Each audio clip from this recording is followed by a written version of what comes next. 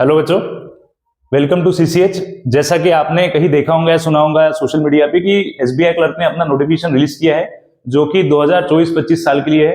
हर साल ये वैकेंसी थोड़ा सा मई जून ये मंथ में आता है, लेकिन इस वक्त थोड़ा सा लेट हो गया। लेकिन लेट भी हो तो भी फिर भी इन्होंने bumper vacancies, record break vacancy निकाली है, that is 14,000 plus vacancies for SBI clerk, that is junior associate. तो ये वैकेंसी के लिए कौन से बच्चे अप्लाई कर सकते हैं, ये वैकेंसी कब तक अप्लाई करना है, या फिर इसको बोल सकते हैं कि इसका फॉर्म फिलिंग डेट कब तक है, एलिजिबिलिटी कहां तक है, एग्जाम पैटर्न क्या रहेगा, बराबर। तो ये सब कुछ चीजें आज हम डिस्कस करने वाले हैं। ये जो आपके सामने बोर्ड पे ऑफिशियल पीडीएफ दैट एसबीआई के ऑफिशियल साइट से रिलीज हुआ है, ये आज पूरा के पूरा मैं डिस्कस करूंगा। इसमें जो भी इंफॉर्मेशन रहेंगी वो ट्रू और पूरी की पूरी आपको यूजफुल रहेंगी आपका फॉर्म भरते वक्त। और जितने भी बच्चों को मैं अभी ये वीडियो पहुंचाने वाला हूं, तो सबको ये चाहता हूं कि सबके सब जितने भी एलिजिबल है, अभी मैं वो क्राइटेरिया डिस्कस करूंगा, तो सब लोग ये फॉर्म को अच्छे से पढ़ के भरे और एग्जाम की तैयारी स्टार्ट करें।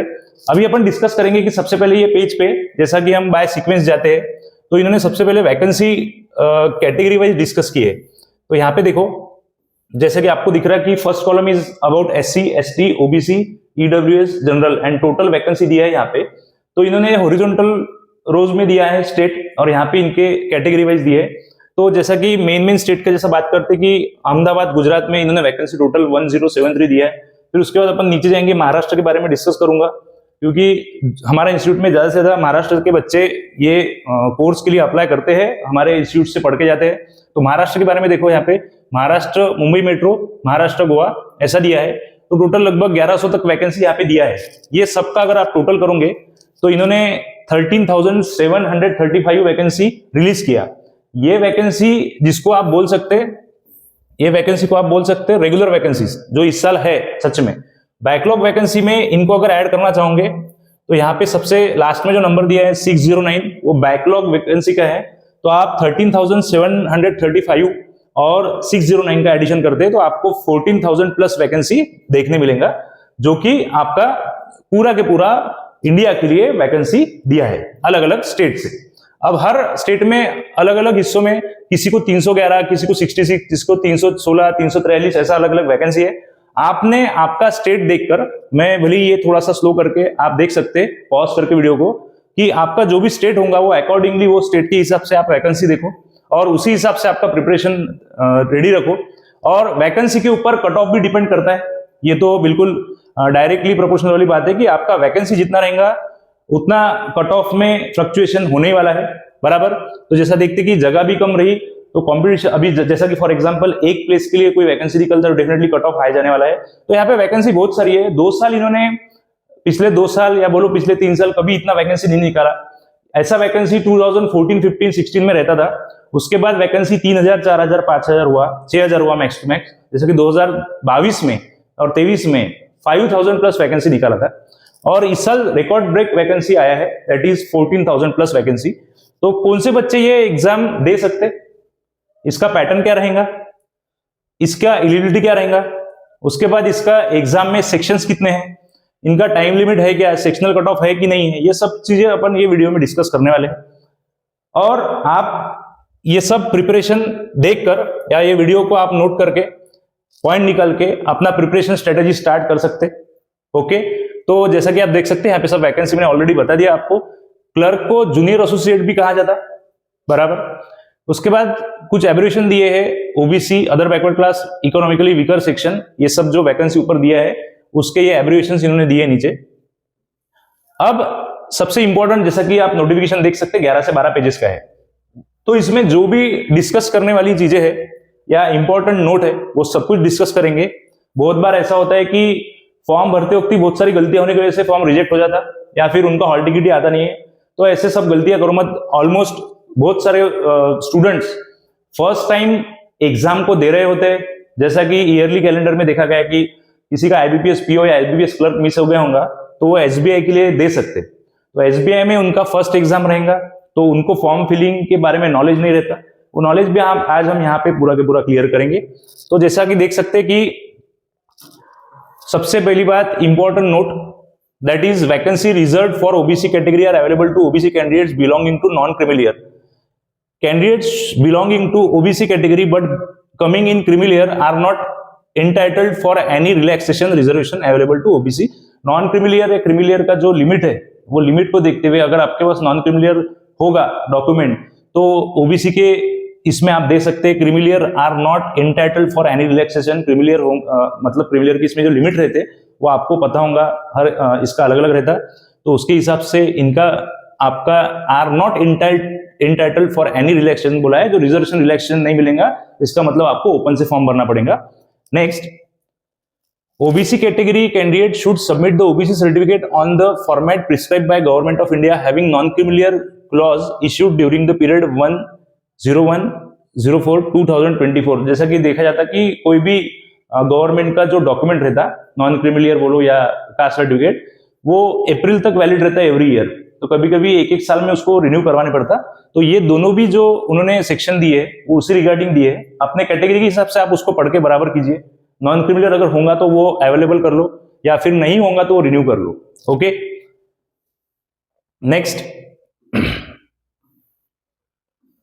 Next is about, for example यहां पे आप देख सकते हैं कि no change in category of any candidate is permitted in the registration of online application.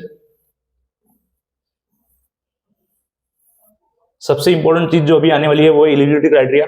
ये जो अभी आपको बताने वाला हूं कि इन्होंने एज लिमिट दिया है. ये एज लिमिट का बहुत बड़ा कंफ्यूजन स्टूडेंट्स में रहता है कि एज लिमिट एज ऑन 01/04/2024, मतलब आप 1 अप्रैल 2024 इसमें आप 20 साल से छोटे नहीं रहना चाहिए, मतलब आपका एज 20 साल से छोटा नहीं होना चाहिए, और यही डेट को आपका 28 से ज्यादा एज नहीं होना चाहिए.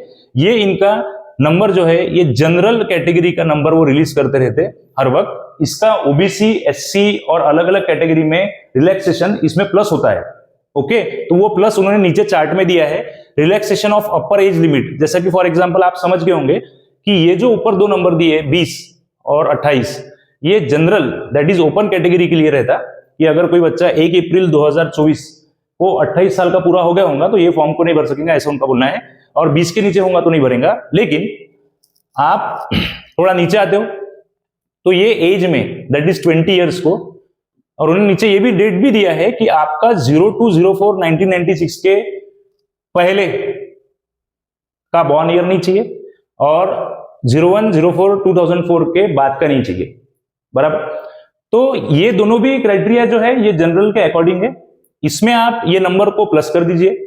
एससी एसटी के लिए 5 ईयर का रिलैक्सेशन दिया है, दैट इज 28 + 5 33 एज तक का वो कैंडिडेट दे सकेगा. ओबीसी के लिए दिया है 3 year, that is 28 + 3 31.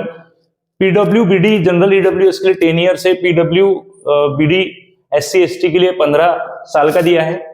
PWBD OBC के लिए 13 ईयर का दिया है. एक्स सर्विसमैन या डिसेबल्ड एक्स सर्विसमैन जिनके भी पेरेंट्स सॉरी जैसा बोल सकते हैं एक्स सर्विसमैन खुद ही एक्स सर्विसमैन हो, जो खुद ही आर्मी या कोई पैरामिलिट्री फोर्सेस से आगे हो, तो actual period of service rendered in defence services + 3 years, 8 year for disabled ex serviceman belonging to SC ST subject to max age of 50 years. तो ये उनके लिए क्राइटेरिया दिया है. कोई ट्रेंड अप्रेंटिस होगा एसबीआई का तो उसके लिए भी अलग अलग आपके नंबर्स दिए हैं, जो भी नंबर्स आपको 28 में ऐड करना है, दैट इज 28 + 6, 28 + 4, 28 + 1, 28 + 16. समझ में आया? तो ये एज क्राइटेरिया हो गया अलग अलग कास्ट कैटेगरी के लिए. बराबर. अब इसमें आपको देख रहे होंगे कि suitable category for benchmark disability यहां पे पूरा दिया है. Blind, low vision, deaf, hard of hearing, 1 arm, both arm, ऐसे जो कुछ भी बच्चे हैं उनके लिए दिया है. नेक्स्ट,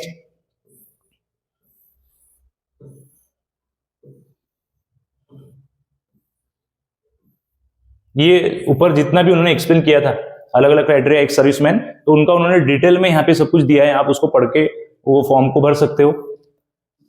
नेक्स्ट इंपॉर्टेंट थिंग, जैसे कि मैंने बताया कि इसमें बहुत कुछ चीजें दी है. यहाँ पे list of medium of examination according to state. बराबर.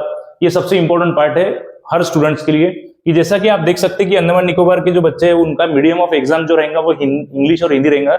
अगर आपका फॉर्म भरते वक्त आपका डोमिसाइल, जैसा कि कोई भी बच्चा आधार कार्ड या डोमिसाइल का सर्टिफिकेट उस पर अपलोड करता है तो उसका स्टेट ऑटोमेटिकली वहां आ जाता है. नेक्स्ट उनका एड्रेस से भी आता है. तो यहाँ पे अंडमान एंड निकोबार इनके लिए इंग्लिश और हिंदी लैंग्वेज दिया है. आंध्र प्रदेश के लिए देखो सब जगह इंग्लिश तो कंपलसरी दिया ही है, मतलब वो फर्स्ट चॉइस दी है कि इंग्लिश में आप पेपर दोगे।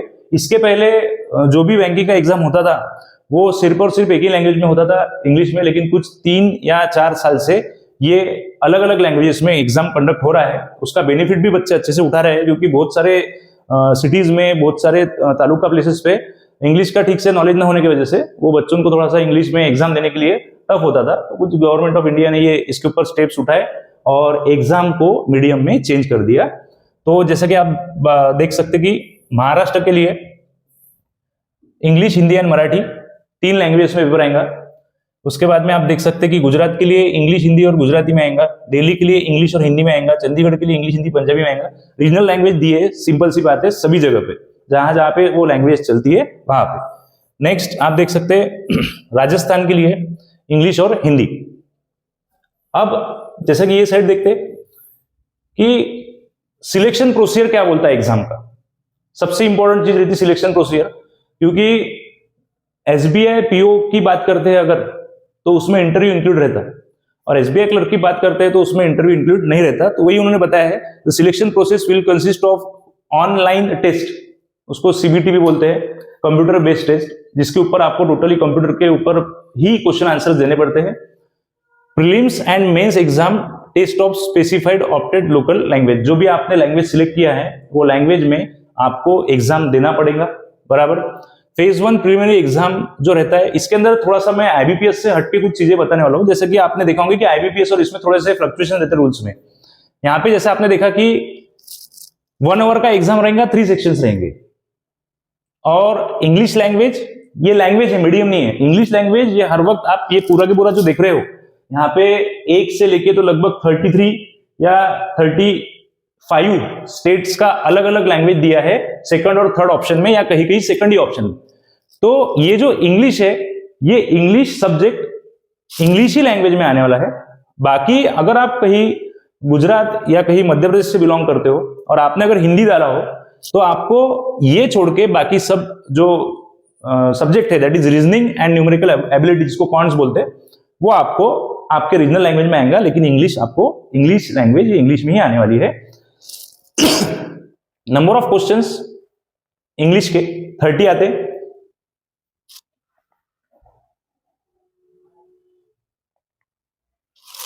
जैसा कि आप देख रहे हैं, English language, medium of exam English, number of question 30, maximum marks 30, that is each question of 1 mark. Duration 20 minutes रहता है।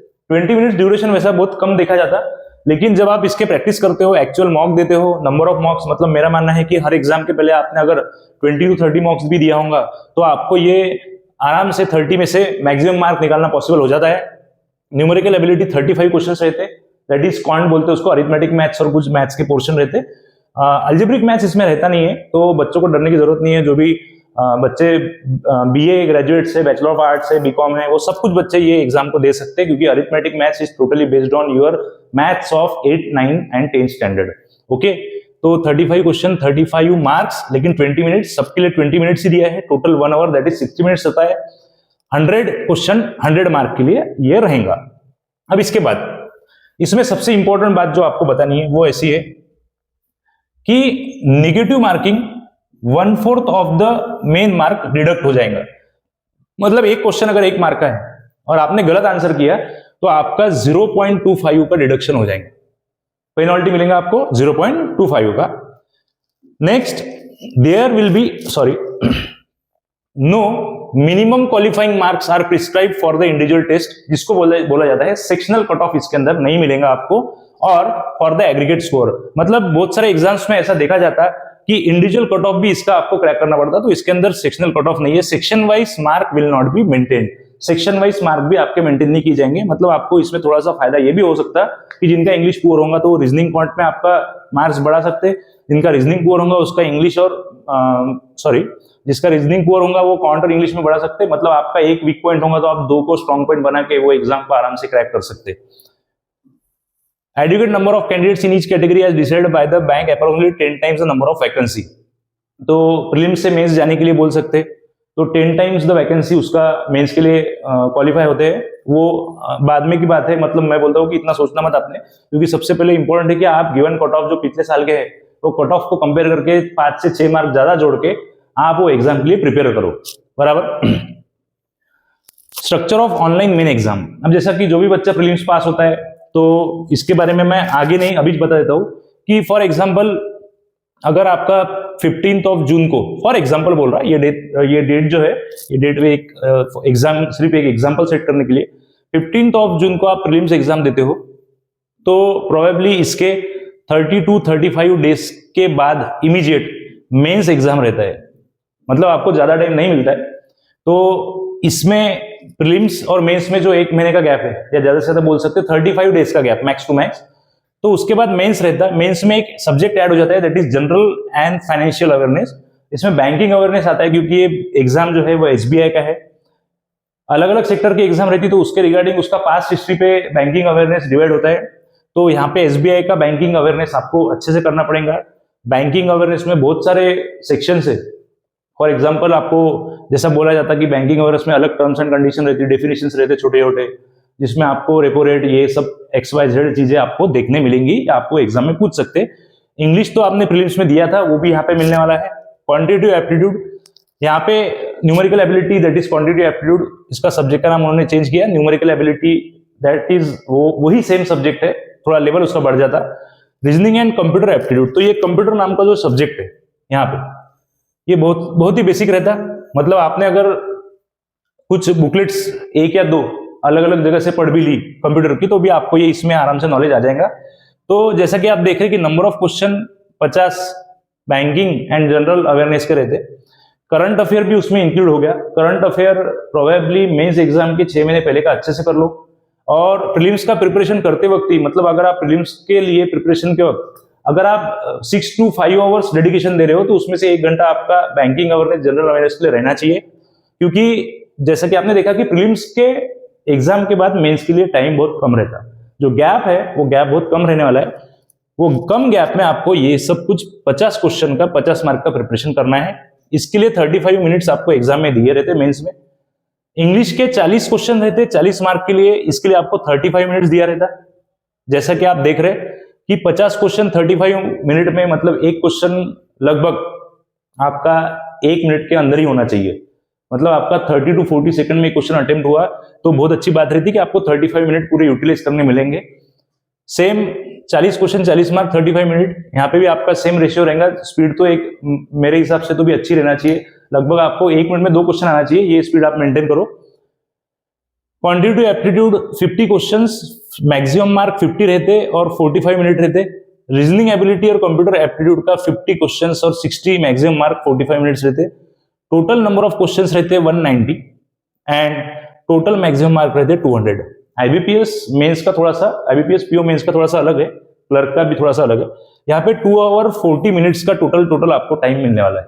ये पूरे के पूरे टाइम में आपको पूरा मेंस का एग्जाम कंप्यूटर बेस्ड जो रहता है वो सॉल्व करना है। और इसमें भी जो रूल्स है वो नीचे आपको दिए हैं, यहाँ पे देखो।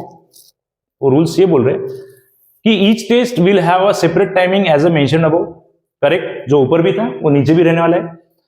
नेगेटिव मार्क आपको मिलने वाला है 1/4 डिडक्ट होने वाला है, दैट इज 1/4 आपको पेनल्टी मिलेगा अगर आपका एक क्वेश्चन गलत होता है तो।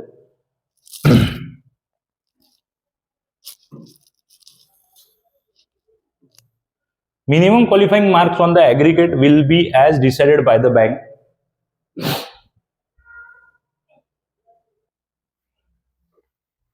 No minimum qualifying marks for the individual subjects are prescribed. Section wise marks will not be maintained. जो प्रीलिम्स का रूल उन्होंने अप्लाई किया था वो मेंस पे भी एप्लीकेबल है।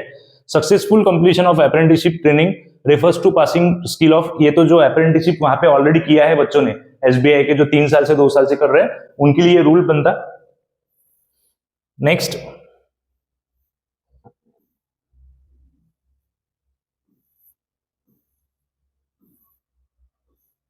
इनका डेट देख लीजिएगा आप। प्रीलिम्स का टेंटेटिव डेट बोला है उन्होंने, एग्जैक्ट डेट दिया नहीं है, फरवरी 2025। तो ऐसा बोला जा रहा प्रीवियस एक्सपीरियंस या प्रीवियस एनालिसिस से कि फरवरी 2025 में मे बी इनका लास्ट वीक हो सकता है एग्जाम का, या तो मार्च का फर्स्ट वीक भी हो सकता है एग्जाम का। मार्च फर्स्ट वीक और फरवरी लास्ट वीक में प्रीलिम्स का एग्जाम होने वाला है। मतलब आज से, दैट इज आज 17 दिसंबर से आप अगर डेज काउंट करोगे तो लगभग आपको 2 महीना प्रिपरेशन के लिए मिल रहा, वो प्रिपरेशन आपको पूरे सब्जेक्ट जो ऊपर बताए थे उसके ऊपर करना है आपको। No request for change of examination centre date session shall be entertain. कभी कभी ऐसा होता है कि सेंटर या फिर गलत डालने की वजह से या फिर डेट आपको पता नहीं रहती, बहुत सारे बच्चे अलग अलग एग्जाम को स्टेट सर्विसेज के और बैंकिंग के एग्जाम को साथ में देते हैं, तो कभी कभी डेट मर्ज हो जाता है, तो आपका कोई भी डेट चेंज नहीं होगा ऐसा उनका बोलना है। नेक्स्ट सबसे इंपॉर्टेंट बात यह है कि प्रिलिमिनरी और मेंस एग्जाम के वक्त आपको आइडेंटिटी प्रूफ आपका सबमिट और साथ में ले जाना है। पे scale that is 24,050 rupees. Okay, ये पे स्केल है, मतलब इसको अगर आप कैलकुलेट करते हैं तो मैं आपको डायरेक्ट बता दूं कि आपकी इन हैंड सैलरी लगभग 40,000 प्लस रहेंगी, 40 या 41 या 42,000 स्टार्टिंग सैलरी रहेंगी SBI junior associate that is clerk की फर्स्ट मंथ से।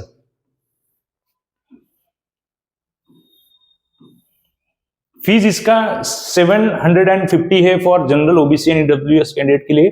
एससी एसटी पीडब्ल्यूडी एक्सेस और डीएक्सेस कैंडिडेट के लिए इसका फीस नहीं है, नील बता रही है 750 चार्ज रहेगा जनरल ओबीसी और ईडब्ल्यूएस के कैंडिडेट को। हाउ टू अप्लाई, तो जैसा कि आप देख सकते हैं कैंडिडेट यहाँ पे ये जो साइट दी है ये नोट डाउन कर लेना, यहाँ जाके आप सीधा सीधा ये वैकेंसीज को अप्लाई कर सकते हैं। और वैकेंसी को अप्लाई करते वक्त आपके डॉक्यूमेंट के जो भी इंफॉर्मेशन रहता है 10th 12th का और ग्रेजुएशन का मार्कशीट का नंबर वो ठीक से डालिएगा। आपके मार्क्स प्रॉपरली उसमें फिलअप होना चाहिए कि आगे जाके मेंस के बाद जब डॉक्यूमेंट वेरिफिकेशन होगा तो आपका कोई क्रॉस चेकिंग होना नहीं चाहिए, वो हिसाब से आपके मार्क्स आप डिस्ट्रीब्यूट आपके मार्क्स आप उसमें डाल सकते। ये गाइडलाइन दी है for filling online application form. ये सबसे इंपॉर्टेंट चीज है जो लास्ट में रहता है, मतलब आप जो फॉर्म भरोगे तो फॉर्म भरने के बाद जब लास्ट में प्रोसीजर आता है तो एक यहाँ पे text for the hand written declaration is as follow रहता, ये जैसा कि वैसा उन्होंने जो दिया है उसके हिसाब से लिखना चाहिए। फॉर एग्जाम्पल आप यहाँ पे, मतलब मेरा नाम रोहित है, आई माई सेल्फ रोहित श्रीवास, ऐसा पूरा की पूरा नाम लिखने के बाद खुद के हैंडराइटिंग में डेट ऑफ बर्थ ये पूरा लिखना चाहिए। Declare that all the information submitted by me in the application form is correct, true and valid. I will present the supporting documents as and when required. The signature and photograph is of mine, मतलब ये मेरा ही है, ऐसा तीनों चीजें आपने यहाँ पे लिखी है। लेफ्ट हैंड थंब इंप्रेशन आपको एक ब्लैंक पेज पे लेकर उसको स्कैन करके वहां पे स्टिक करना है। जब भी आप फॉर्म भरोगे तो आपको वहां पे अपलोड नाम का ऑप्शन आएगा, वहां से आपको ऑप्शन में अप्लाई करना है। Next thing is photograph, signature, left hand thumb impression, hand written declaration, ये चार चीजें, photograph, left hand thumb impression, signature and hand written declaration, ये आपको उसमें देना ही है।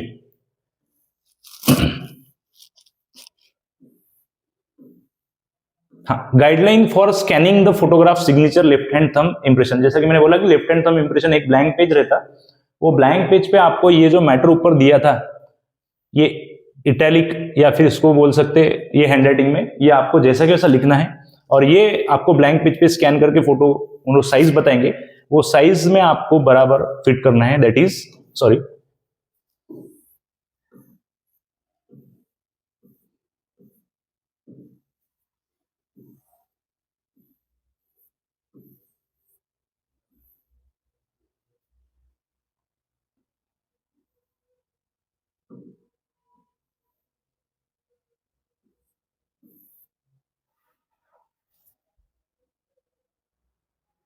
ये जैसा कि आप देख सकते हैं कि इसका गाइडलाइन जो है फोटोग्राफ का वो नीचे दिया है उन्होंने, तो वो अब हम डिस्कस करने जाने वाले हैं। देखिए यहाँ पे उन्होंने बोला है कि guideline for scanning and upload the photograph, signature and left hand thumb impression, SBI authority के हिसाब से जो उन्होंने बोला है कि आपका जो फोटोग्राफ है वो 4.5 सेंटीमीटर टू 3.5 सेंटीमीटर लेंथ और ब्रेथ में, या बोल सकते हैं हाइट या लेंथ में रहना चाहिए। मतलब इसका अगर मैं एक छोटा सा स्ट्रक्चर निकालूं तो ये 4.5 और 3.5 ऐसा साइज में रहना चाहिए। Okay, next, photograph must be recent passport रहना चाहिए और कलर पिक्चर रहना चाहिए। ओके, बैकग्राउंड उसका सोबर रहना चाहिए, उन्होंने बोला है लाइट कलर में। उसके बाद में जो आपको बोला है size of the file should be 20 KB to 50 KB, 20 KB to 50 KB के बीच में, ये तो आजकल आज मोबाइल से भी ऑपरेट हो सकता है, इसका साइज आप वेरी कर सकते हो। 50 KB से ज्यादा नहीं रहना चाहिए, 20 से कम नहीं रहना चाहिए। नेक्स्ट, सिग्नेचर जो डायमेंशन है वो 140 इंटू 60 पिक्सल्स प्रेफर्ड रहता, उसका size automatically 10 KB to 20 KB के बीच में आना चाहिए। आप जब इसको सेट करोगे तो अपने आप ये में भी आ जाएगा, और नहीं भी आया black pen, the applicant has to sign on white paper with a black ink pen. Black pen से ही करना है, ब्लू पेन से नहीं करना है, उन्होंने क्लियर बोला है ब्लैक पेन से ही सिग्नेचर करना है आपको। उसके बाद में signature uploaded should be appropriate size and clearly visible, वो क्लियरली विजिबल चाहिए। लेफ्ट हैंड थंब इंप्रेशन का क्या है कंसेप्ट देखिए, फाइल टाइप जेपीजी और जेपीईजी होना चाहिए। Dimension 240 into 240 pixels in 200 DPI, ये बराबर देख लेना अपने मोबाइल, जहां भी आप फोटो या ये सब चीजों का फोटो निकालने वाले हो वहां पे ये सब चीजें रहना चाहिए, और इसका भी 20 KB टू 50 KB के बीच में साइज होना चाहिए। Applicant write the declaration in English clearly on the white paper with black ink, तो सिग्नेचर और थंब सिग्नेचर और आपका डिक्लेरेशन ये ब्लैक इंक से ही होना चाहिए, और इनका इन्होंने दिया है 50 KB टू 100 KB।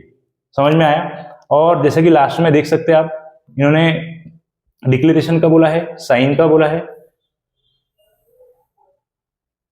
और सिग्नेचर आपको जैसा वो signature hand written declaration is in capital letter shall not be accepted, कोई भी सिग्नेचर कैपिटल लेटर में नहीं रहेगा और हैंड रिटन डिक्लेरेशन भी कैपिटल लेटर में नहीं रहेगा। Signature and left hand thumb impression hand written declaration must be applicant only and not by any other person, किसी और से नहीं लिखवाना है, खुद के हाथों से वो करना है। ओके, नेक्स्ट ऊपर जो था वो सेंटर्स थे, जो जैसा कि आप देख सकते हैं अलग अलग स्टेट में एग्जाम के सेंटर इन्होंने दिए हैं। महाराष्ट्र में अहमदनगर, अकोला, अमरावती, छत्रपति संभाजी नगर, औरंगाबाद जो पहले नाम था, धुळे, जळगाव, कोल्हापुर, लातूर, मुंबई, ठाणे, नवी मुंबई और सांगली, सतारा, सोलापुर, नागपुर, इतने सारे सेंटर्स दिए हैं। जो भी स्टेट के लिए आप अप्लाई कर रहे हो उसी में से ही आपको वो स्टेट के सेंटर मिलने वाले हैं, तो जो भी नियर बाय सेंटर रहेगा वो आपने वहां पे देना चाहिए। वो 3 चॉइस पूछते हैं आपको 1, 2, 3, तो अगर इन केस जब भी वैकेंसी आने के बाद फॉर्म फिलिंग के नंबर्स अगर बढ़ जाते हैं तो कभी कभी सेकंड नंबर का ऑप्शन भी सेंटर में आ सकता है, तो 3 ऑप्शन जब भी आप डालोगे तो वो तीनों ऑप्शंस बराबर डालना कि जो आपको तीनों भी पास में हो या अकॉर्डिंगली आप वहां पे अच्छे से एग्जाम के पहले पहुंच सके। ओके, तो ये लगभग आपका पूरा का पूरा नोटिफिकेशन था एसबीआई क्लर्क का। इसमें आप कोई भी ग्रेजुएट अप्लाई कर सकता। एग्जाम पैटर्न अपने डिस्कस किया है। Graduate candidate can apply for that exam, जिनका ग्रेजुएशन अभी भी हुआ है वो बिल्कुल ही एग्जाम को देख सकते हैं, उसमें अपीयर हो सकते हैं और एग्जाम को पास भी कर सकते हैं। Next,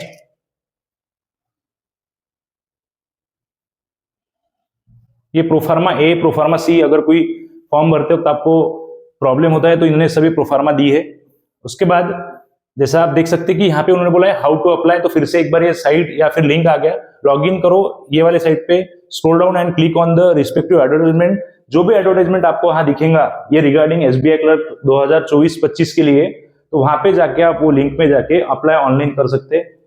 before final submission go through your application, correction will not be allowed after the final submission. जैसा कि सेंट्रल एग्जाम्स में बहुत बार फॉर्म एडिट के लिए अलग से विंडो ओपन होता है कुछ दिनों बाद, लेकिन ये एग्जाम में ऐसा कुछ होने नहीं वाला है, तो पहली बार जब फॉर्म भरोगे तभी अच्छे से फॉर्म भरना चाहिए। इसका प्रिपरेशन आप आज से ही स्टार्ट कर सकते हैं। ये एग्जाम प्रीलिम्स टोटली स्पीड पे बेस रहता है, जितना ज्यादा आप स्पीड मेंटेन करोगे क्वेश्चन सॉल्व करते वक्त उतना आपका कट ऑफ क्लियर होने के चांसेस रहते। जैसे आप प्रीलिम्स पास करके मेंस में जाते हो तो mains is totally about the accuracy. अगर आपको प्रीलिम्स में जो भी क्वेश्चंस देखने मिले मे बी आप उसको 5 से 10 या 15-20 सेकंड में सॉल्व करते हो, तो डेफिनेटली इससे हाई लेवल के क्वेश्चन आपको मेंस में मिलने वाला है। मेंस में वो आपसे एक्सेप्ट करते हैं कि आप वो क्वेश्चन को करेक्ट करो।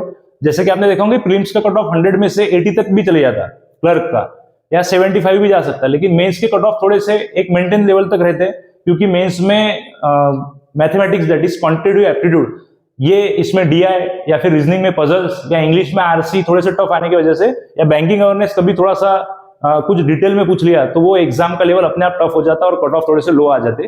तो जब आपके कट ऑफ लो आते तो ऑटोमेटिकली सबके ही वो कट ऑफ में फर्क पड़ता है, क्योंकि ऐसा कभी नहीं होता कि ये रीजन का पेपर इजी था और वो रीजन का पेपर टफ था, तो वो मेंटेन उतना हो जाता है। इसका प्रिपरेशन स्टार्ट कर सकते हैं, जैसे कि आप देख रहे हैं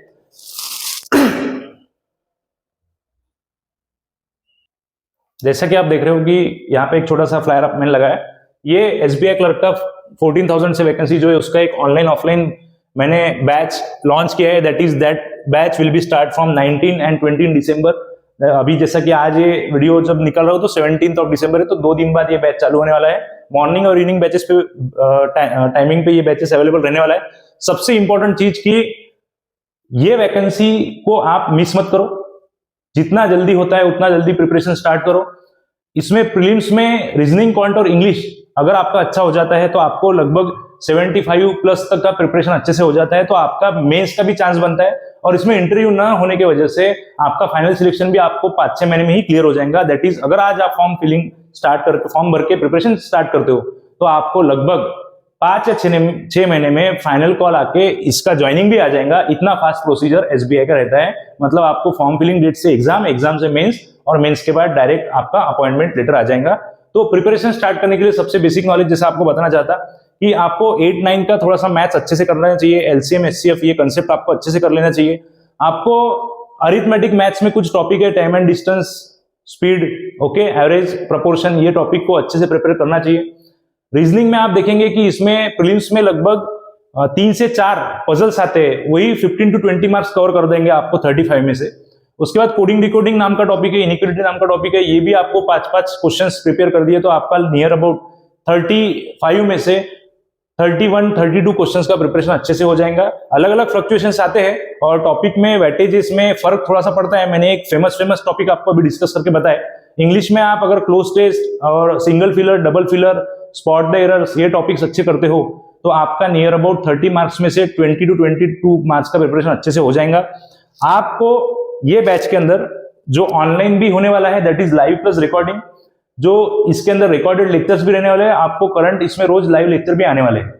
तो ये क्लासेस में आपको क्या क्या मिलने वाला है, तो course include previous year questions, जो भी हम वीडियोस अपलोड करते हैं लाइव में बोलो या रिकॉर्डेड में, तो उसमें प्रीवियस ईयर क्वेश्चंस रहते ही है, क्योंकि जो भी वर्कशीट यहाँ पे आपको जैसा बोला है दिख रहा है कि नोट्स एंड पीडीएफ, तो नोट्स एंड पीडीएफ या फिर इसको बोल सकते डीपीपी डेली प्रैक्टिस पेपर में हमारा प्रीवियस ईयर क्वेश्चंस तो रहता ही है, प्लस एक्सपेक्टेड क्वेश्चंस भी आपको देखने मिलेंगे। दैट इज जैसा बोल सकते हैं ना कि ये क्वेश्चन का चांस बनेगा, पिछले 2 साल से नहीं आया था, उसके 1 साल पहले आया था तो ये साल अभी बनेगा, तो एक्सपेक्टेड क्वेश्चंस भी इसमें रहते हैं। और कुछ क्वेश्चंस ऐसे रहते हैं जो टॉपिक और क्वेश्चंस एज इट इज बार बार एग्जाम में पूछते रहते हैं, थोड़े से नंबर्स में चेंजेस आते हैं या थोड़े से पैरामीटर्स चेंज होते हैं, लेकिन वो आते हैं प्रीवियस ईयर क्वेश्चंस डीपीपी में रहते हैं हमारे। लाइव क्लासेस जो रोज होने वाले हैं, रिकॉर्डिंग भी उसमें मिलेंगी। बहुत सारे रिकॉर्डेड वीडियोस में आपको सेक्शनल मॉक भी सॉल्व करके मिलेंगे। फॉर एग्जांपल 2-2, 3-3 यूनिट का sectional mock, blood relation direction sense का सेक्शनल मॉक उसमें सॉल्व करके मिलेगा, इनइक्वालिटी कोडिंग डिकोडिंग का सेक्शनल मॉक उसमें सॉल्व करके मिलेगा। मतलब वो मॉक का पूरा के पूरा डिटेल एक्सप्लेनेशन वो आपको वीडियोस में मिलेगा। साथ ही साथ मतलब उसमें 2 काम हो जाएंगे कि आपको प्रीवियस ईयर क्वेश्चंस भी देखने मिलेंगे और साथ ही साथ उसके डाउट आपको वीडियो में ही एक्सप्लेनेशन के साथ देखने मिलेंगे। और सबसे इंपॉर्टेंट बात यह है कि प्रैक्टिस सेट। प्रैक्टिस सेट मतलब क्या, तो देखो हर टॉपिक के बाद एक 15 से 20 क्वेश्चन, फॉर एग्जांपल अगर आपका इनइक्वालिटी नाम का टॉपिक आज हम कंडक्ट करते हैं लाइव क्लास में, तो उसका प्रैक्टिस सेट आपको मिल जाता। डेली प्रैक्टिस पेपर ये अलग चीज और प्रैक्टिस सेट अलग। प्रैक्टिस सेट में कभी कभी 2 से 3 यूनिट का भी आपको पीडीएफ मिल जाएगा, 3-4 यूनिट का मिक्स पीडीएफ मिल जाएगा, जो जो इंपॉर्टेंट आते हैं वो सब आपको उसमें मिल जाएंगे। हर प्रैक्टिस शीट, हर डेली प्रैक्टिस पेपर, ये आपका कॉम्बिनेशन रहेगा। वो कॉम्बिनेशन आपका रहेगा प्रीलिम्स 40% एंड मेंस 60%। मतलब आपको डायरेक्शन सेंस जो रीजनिंग का टॉपिक है, ये शीट आप जब सॉल्व करोगे तो इसमें 40% प्रीलिम्स के टॉपिक और 60% मेंस के टॉपिक या क्वेश्चंस देखने मिलेंगे। तो साथ ही में प्रीलिम्स और मेंस का प्रिपरेशन होने वाला है।